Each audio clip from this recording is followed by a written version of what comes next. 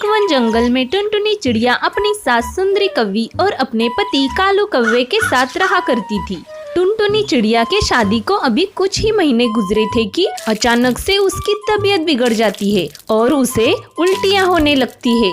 अरे टुनटुनी, तुझसे मैंने कितनी बार बोला है कि ज्यादा खाना मत खाया कर। पता नहीं कितने जन्मों की भूखी है जो दिन रात बस खाती रहती है। देख लिया ना अब ज्यादा खाना खाने का नतीजा।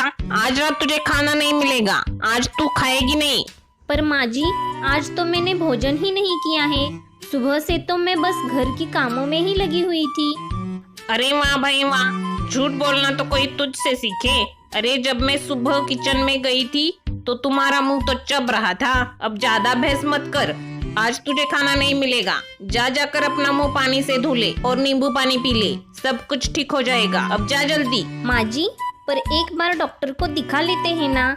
कल भी मुझे उल्टियाँ हो रही थी। माँ जी, कुछ गलत ना हो जाए। अरे क्या गलत हो जाएगा? एक उल्टी हुई नहीं कि तुम्हारा रोना धोना शुरू हो गया है। अरे डॉक्टर के पास जाएगी तो महीने भर की सारी कमाई तो डॉक्टर के फीस और दवाई में ही लग जाएगी। मैं कह रही हूँ ना, जा जाकर नींबू पानी पी ले, सब ठीक हो जाएगा। अब ज्यादा बहस मत कर तू। टुनटुनी चिड़िया की सास सुंदरी कौवी बहुत ही कंजूस थी। वो पैसे खर्च नहीं करना चाहती थी। इसी तरह कुछ दिन बीत जाते हैं और एक दिन अचानक उसकी पड़ोसन मीठी तोती उसके घर आती है। अरे ओ सुंदरी बहन, कैसी हो? सब कुछ ठीक है ना? वो क्या है ना कि मेरी बहू को आम का अचार खाने का बहुत मन कर रहा है, तो सोचा तुम्हारे पास चली आऊं। अगर तुम्हारे पास अचार है तो मुझे दे दो ना। टुनटुनी बहू, अरे हो टुनटुनी बहू, कहाँ हो? जल्दी से यहाँ हो और रसोई घर से कुछ अचार भी अपने साथ लेते आना। टुनटुनी चिड़िया रसोई घर से आम का अचार लाकर मीठी तोती को देती है। क्या बात है टुनटुनी बहू, तेरी तबीयत तो ठीक है ना? तू बहुत कमजोर दिखाई पड़ रही है।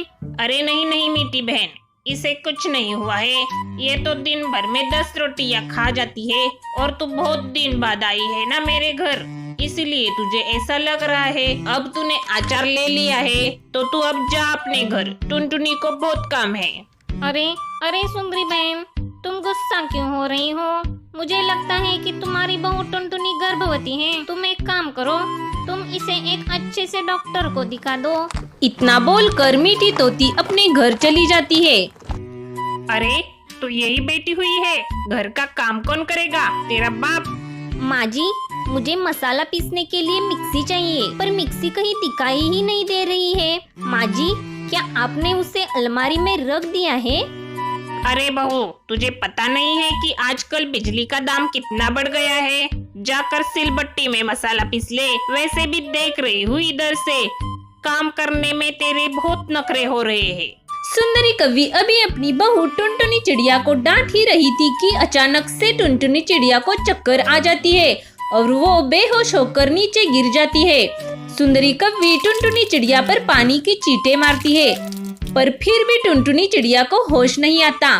तब सुंदरी कौवी जल्दी से अपने बेटे कालू कौवे को कॉल करती है। अरे बेटा कालू, जल्दी घर आ जा। पता नहीं बहू कैसे बेहोश हो गई और वो अब उठ भी नहीं रही है। तू जल्दी घर आ जा बेटा, उसे होश नहीं आ रहा। कुछ देर बाद कालू कौवा डॉक्टर बुलबुल को अपने साथ लेकर वापस घर आता है। डॉक्टर बुलबुल टुनटुनी का चेकअप करता है और चेकअप करने के बाद सुंदरी कौवे से कहता है, आपकी बहू गर्भवती है और ये बहुत कमजोर भी है। अगर इन्हें जल्द ही खून नहीं चढ़ाया गया तो इनके साथ इनके बच्चे को भी खतरा हो सकता है और मुझे लगता है कि इन्होंने कई दिन से अपने खान पान पर ध्यान नहीं दिया है। माँ, ये सब मैं क्या सुन रहा हूँ माँ? मुझे पता है कि आप कंजूस हो, पर आप अपने बहू के साथ ऐसा करोगी ये मैंने सपने में भी नहीं सोचा था माँ। अगर मेरी पत्नी और बच्चे को कुछ भी हुआ ना तो मैं आपको कभी माफ नहीं करूँगा। बड़ी ही मुश्किल से कालू कौवा अपना खून देकर अपनी पत्नी की जान बचाता है और अपने घर को अपने पत्नी के साथ हमेशा हमेशा के लिए छोड़कर जाने लगता है। बेटा बेटा, मुझे इस बुढ़ापे में अकेला छोड़कर मत जा बेटा। मैं कसम खाती हूँ कि आज के बाद मैं कभी भी कंजूसी नहीं करूँगी बेटा। मुझे छोड़ के मत जा। सुंदरी कव्वी को अपने किए पर पछतावा होता है और वो अपनी बहू और बेटे से माफी मांगती है। टुनटुनी चिड़िया अपनी सास को माफ कर देती है और फिर सब मिलजुल कर हंसी खुशी रहने लगते हैं।